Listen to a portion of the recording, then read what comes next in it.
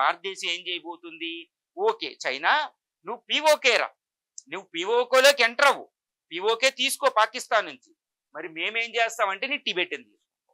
మొత్తం ఈ Tibet province ఎంత ఉంటుందంటే మొత్తం ఈ యొక్క చైనాలో 20% భూభాగం ఉంటుందండి. ఇదిగోండి నేపాల్, ఈ పైన టిబెట్. ఈ టిబెట్లోకి మనం ఎంటర్ అవుతాం. మనం ఎలా ఎంటర్ అవుతాం, చైనాలోకి ఎంటర్ అవ్వగలమంటే ఎస్ ఎంటర్ అవ్వగలుగుతాం. ఇదేంటంటే 1959 వరకు ఇది ఒక స్వతంత్ర దేశం, దీన్ని ఆక్యుపై చేసుకుంది. ఇక్కడ అధినేత దళాయిలామా మన భారతదేశం ఇలా సిక్కిం ఈ నేపాల్ ద్వారా మనకు వస్తే హిమాచల్ ప్రదేశ్ కొంది. ఇది ఇక్కడ ఈ హిమాచల్ ప్రదేశ్ దగ్గర ధర్మశాలలో ఎగ్జైల్ గవర్నమెంట్ ఉంది.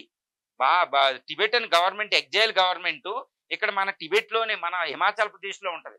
అది దాని ద్వారా ఈ టిబెటన్ బుద్ధిస్టుల ద్వారా టిబెట్ని ఏం చేస్తుంది, భారతదేశం ఏం చేసిందంటే ఓకే టిబెట్ నీ దాంట్లో అంతర్భాగం మేము గుర్తిస్తున్నామని గుర్తించింది భారతదేశం. ఇప్పుడు ఏం చేద్దాం, పిఓలోకి వస్తే మన పిఓకేలోకి వాళ్ళు వస్తే ఇక్కడికి మనం ఏం చేస్తాం, ఇప్పుడు టిబెట్ని మేము మీ దేశంలో చైనాలో అంతర్భాగంగా గుర్తించడం లేదని చెప్తాం అంతే. ఇది ఒకప్పుడు దళాయిలామా వీళ్ళు బుద్ధిస్టులు వీళ్ళు ఏం చేస్తారని తిరుగుబాట్లు చేస్తారు.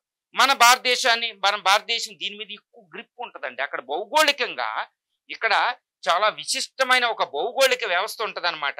ఒక సాంస్కృతికంగా మనమే చాలా ఎడ్జ్లో ఉంటాం ఈ టిబెట్లో, ఈ ప్రాంతంలో.